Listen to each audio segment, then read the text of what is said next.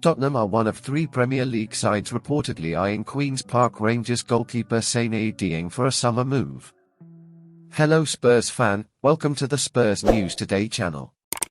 Before today's news, subscribe to the channel and turn on notifications, so you don't miss any Spurs news. Hugo Lloris has racked up 441 appearances during his time as a Tottenham player. The Frenchman has been one of the most consistent performers at the club during his time there. However, his performances are beginning to trend in the wrong direction. This season has seen the goalkeeper make a lot more mistakes than he would have liked. That has been to the detriment of the team, putting his place in jeopardy.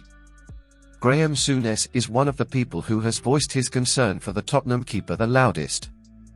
Indeed, the pundit added to the chorus of people campaigning for him to be axed, admitting he feels Lloris is past his sell-by date.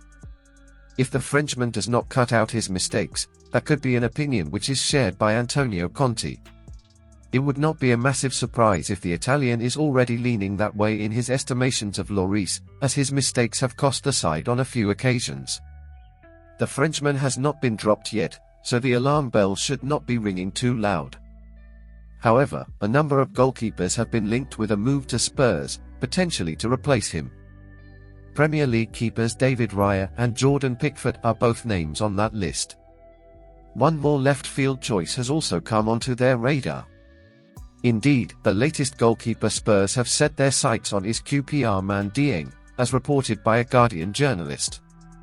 He states that Tottenham are one of 3 sides, along with Brentford and Brighton, who have their eye on him.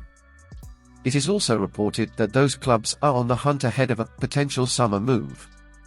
It is not certain that, if Spurs were to sign Dieng, Lloris would be pushed out. Indeed, the QPR man has never played in the Premier League, so they might not want him as the number 1. However, he has kept a clean sheet in a quarter of his games this season, in a side that, before a drop-off, were challenging right up at the top end of the championship table. What's more, he played 2 games for Senegal in their triumphant African Cup of Nations campaign in 2022, so he can clearly step up and perform on a big stage. While Lloris has until June 2024 on his contract, he could survive until then if he manages to put an end to his blunders. If Dieng is signed in the summer, that could give him a season to get up to speed, and take the number 1 spot the following year.